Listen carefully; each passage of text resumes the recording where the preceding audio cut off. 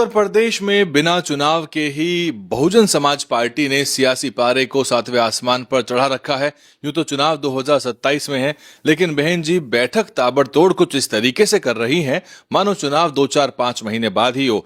2027 के चुनाव को लेकर 9 अक्टूबर की रैली में बहन जी ने जो बात कही थी कि मैं इस बार पूर्ण बहुमत की बसपा सरकार बनाने के लिए अपनी जी जान लगा दूंगी, ये मेरा आप लोगों से वायदा है। बहन जी ने मुस्लिम भाईचारा संगठन की बड़ी बैठक करी। उसके बाद ही टीवी मीडिया में लगातार हलचल मच गई, क्योंकि मुस्लिम समाज बड़े पैमाने पर अगर बसपा के साथ आता है तो भाजपा या सपा किसी की नहीं चल पाएगी। सीधे तौर पर केवल बसपा की सरकार वहां बनेगी। और बहन जी ने कोई चोरी छुपे या फिर बंद कमरों में ये बैठक नहीं की थी। मुस्लिम समाज को पहली पंक्ति में बिठाया। इस पर अलग से चर्चा करेंगे हम, क्योंकि मुस्लिम समाज की जो राजनीति है उसमें जो ध्रुवीकरण सपा और भाजपा द्वारा किया जाता है उसमें मुस्लिम समाज शिकार हो जाता है। और वैसे भी मुस्लिम समाज ने एक तरफा वोट देके देख लिया है। आज 1 नवंबर को लखनऊ में बहन जी ने पिछड़ा वर्ग भाईचारा सम्मेलन किया एक तरह से, और जो भाईचारा समितियां बनाने की जो बात है उस पर बहन जी ने बल दिया। आज उन कुर्सियों पर जहां पर मुस्लिम समाज के बड़े नेता बसपा के बैठे हुए थे, आज पिछड़े वर्ग के बड़े नेता बसपा के नजर आए। और एक तरह से बहन जी ने पीडीए को पूरा बिखेर सा दिया है, क्योंकि दलित समाज पहले ही बहन जी की तरफ टकटकी लगाई देख रहा है। और जो भी कुछ नुकसान हुआ है अब तक बसपा के पुराने चुनावों में, उस सब की भरपाई करते हुए 27 के लिए बसपा को वोट करने की लगातार दलित समाज जो है वो आह्वान कर रहा है।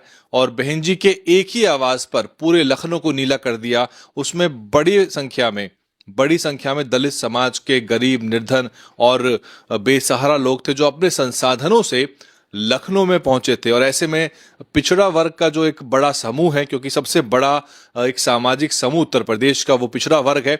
और अगर आप कांशीराम साहब के समय से अगर याद करेंगे तो पिछड़े समाज में नेतृत्व पैदा करने का काम बहन मायावती और कांशीराम साहब ने किया था। आप लखनऊ के अंबेडकर स्मारक में भी जाएंगे तो आपको उसमें पिछड़े वर्ग के जो जिनका संबंध पिछड़े वर्ग से है, ऐसे बहुजन महापुरुषों की प्रतिमाएं मिलेंगी। उनके साहित्य को जागृत किया गया, उनके बारे में बताया गया। संत गाडगे बाबा से लेकर ज्योतिबा फूले और सावित्रीबाई फूले तक, और जितने भी नेता हैं, नारायण गुरु से लेके जितने भी नेता हैं, उनको बताया गया कि आपके महापुरुष ये थे, इनका ये संघर्ष था, इन्होंने देश में छुआछूत, जातिवाद, भेदभाव, असमानता और धार्मिक कर्मकांडों के खिलाफ लड़ाई की, शिक्षा की बात की, भागीदारी की बात की।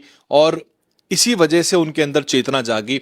और उसके बाद कुशवाहा, मौर्य, राजभर, मल्ला, पाल समाज, अनेकों 1 दर्जन जातियों के अंदर राजनीतिक चेतना आई। उन सभी वर्गों को नुमाइंदगी बहुजन समाज पार्टी ने दी। कैबिनेटों में हिस्सा मिला।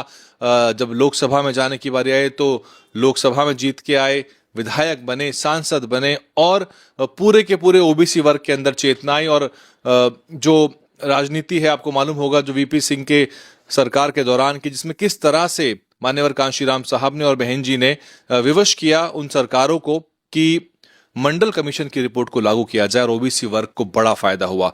ये सब चीजें जो है बहन जी ने आज दोहराई हैं, और बताया गया है कि किस तरह से ओबीसी वर्ग का जो असल नेतृत्व है वो बसपा के साथ ही सुरक्षित है। और जो अमन चैन की राजनीति है, जो बसपा पसंद करती है, जो बसपा के कार्यकालों में देखने को मिली, उसकी वजह से मुस्लिम समाज भी अब बसपा की तरफ देख रहा है। और अगर इस तरह की पहल और लगातार होती रहती हैं और बहन जी इन मुद्दों पर मुखर रहती हैं, मसलन मुस्लिम लड़कियां लाओ और नौकरी पाओ वाला जो बयान निकल के आया था भाजपा की तरफ से, वो बेहद घृणित था। ना तो कांग्रेस पार्टी की तरफ के किसी बड़े नेता ने उसका संज्ञान लिया, और ना ही समाजवादी पार्टी के किसी बड़े नेता यानी कि अखिलेश यादव साहब का कोई बयान निकल के आया।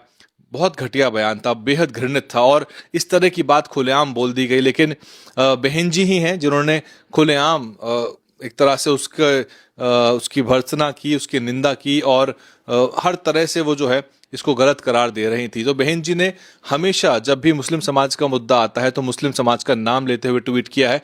पिछड़े वर्ग की बात आती है तो उन्होंने उत्तर प्रदेश जैसे राज्य में, जहां पे मुख्य तौर पे उनका जो कोर वोट रहा है वो दलित समाज से रहा है, उन्होंने ओबीसी समाज के विश्वनाथ पाल साहब को, और एक जमीन से निकले हुए नेता, कोई ऐसा नहीं कि कोई सीधे ही बाहुबली नेता के रूप में लॉन्च हुए, जमीन से निकले, संगठन में धीरे धीरे ऊपर आए विश्वनाथ पाल साहब को उत्तर प्रदेश की कमान सौंपी हुई है। तो आप सोच सकते हैं कि जो बहन जी हैं वो हर वर्ग, जाति, धर्म, संप्रदाय को नुमाइंदगी देने की बात करती हैं, नेतृत्व देने की बात करती हैं। और ऐसे में जो एक तरह से पिछड़ा, दलित और अल्पसंख्यक की जो बात है उसमें धीरे धीरे बहन जी सेंधमारी कर रही हैं। ये जो बैठक है ये साफ इशारा करती है इस तरफ की 2027 में बसपा जो है पूरे मूड में है। और बसपा जिस तरह से एक एक करके वर्गों को साध रही है, बसपा 2007 वाला ताना बाना दोबारा बुनने वाली है, जिसमें एक तरफ पिछड़े वर्ग ने बड़े पैमाने पर बसपा को वोट दिया था। और मैं आपको बता दूं कि बसपा अगर 5 से 10% का भी पिछड़े वर्ग का वोट अपनी तरफ लेके आ पाती है तो भाजपा का जो आंकड़ा है वो 50 तक सीमित हो सकता है, क्योंकि बड़े पैमाने पर ओबीसी वर्ग का वोट बीजेपी के साथ रहता है। और पिछले चुनावों में दलित समाज का वोट भी जो बिखरा वो बीजेपी के साथ भी गया, क्योंकि बसपा का वोट जो है वो 9% तक आया था, उसमें काफी नुकसान बसपा को झेलना पड़ा था। तो आज की मीटिंग में बहन जी ने एक प्रेस नोट जारी किया है। उसमें बहन जी ने SIR की बात भी की है कि ओबीसी समाज के लोगों को भी बड़े पैमाने पर अपने नाम जो हैं वो इलेक्टोरल रोल में शामिल करवाने चाहिए, ताकि आगामी चुनावों में वो वोट डाल के बहुजन समाज पार्टी की सरकार बना सके। तो बहन जी अब किसी भी तरह की कोताही नहीं बरतना चाहती और बहन जी ने यूपी में चुनावी माहौल जो है गरमाया हुआ है, बिना चुनाव के ही वहां लगातार बैठकों का दौर जारी है। और उत्तर प्रदेश की राजधानी लखनऊ में आए दिन बहुजन समाज पार्टी के मॉल एवेन्यू रोड पे जहां पे उनके कार्यालय स्थित है वहां जबरदस्त हलचल मिलती है। मीडिया की गहमा गहमी और प्रदेश भर के नेता पहुंचते हैं, कभी मुस्लिम समाज के तो कभी वहां पिछड़े वर्ग के नेता बहन जी को सुनने के लिए पहुंचते हैं। ये रिपोर्ट लखनऊ से। और आपका इस पे क्या कुछ सोचना है, क्योंकि बहन जी इस तरह की मीटिंग और भी करती रहेंगी पार्टी में जो भी कुछ संभव होगा, क्योंकि बहन जी ने कहा है कि मैं वायदा करती हूं कि मैं पूरी जी जान लगा दूंगी। तो ये बात बहन जी ने इसको शब्दशाह इस पर अमल करने वाली हैं और जो भी संभव होगा 2027 में बहुजन समाज पार्टी की वापसी के लिए वो बहन जी इस बार करने वाली हैं। क्या कुछ आपका सोचना है? पिछड़े वर्ग के सम्मेलन से बीएसपी फिर से वही संदेश दे रही है कि शुरुआत में जिस तरह से बड़े नेताओं को नुमाइंदगी दी बहुजन समाज पार्टी ने पिछड़े वर्ग से, क्या वो दौर लौट के आने वाला है? क्योंकि अन्य पार्टियों में वोट लेने के बाद उस तरह की इंडिपेंडेंस, नुमाइंदगी और जो भागीदारी है वो नहीं मिल पाती जिस तरह की जिस तरह की बहुजन समाज पार्टी में मिली है पिछली सरकारों में। आप कमेंट करके बताइए मुझे। और आपने सब्सक्राइब नहीं किया है तो सब्सक्राइब कर लीजिए। फेसबुक के दर्शक जो हैं वो यूट्यूब पे जाके जरूर सब्सक्राइब करें, और यूट्यूब के भी जो दर्शक हैं वो बिना सब्सक्राइब करे ना देखें, नीचे सब्सक्राइब बटन है उसको दबाएंगे और उसके बाद ऑल नोटिफिकेशन का आप चुनाव करिए। हमारे अधिकतर दर्शक जो है वो चैनल पर आते हैं, देखते हैं, लेकिन सब्सक्राइब नहीं करते, इसलिए निवेदन है मेरा आपसे कि आप सब्सक्राइब जरूर करें। बहुत धन्यवाद। DNN हिंदी को सब्सक्राइब करने के लिए दबाएं लाल रंग का सब्सक्राइब बटन और घंटी का बटन दबाकर ऑल नोटिफिकेशन पर क्लिक करें।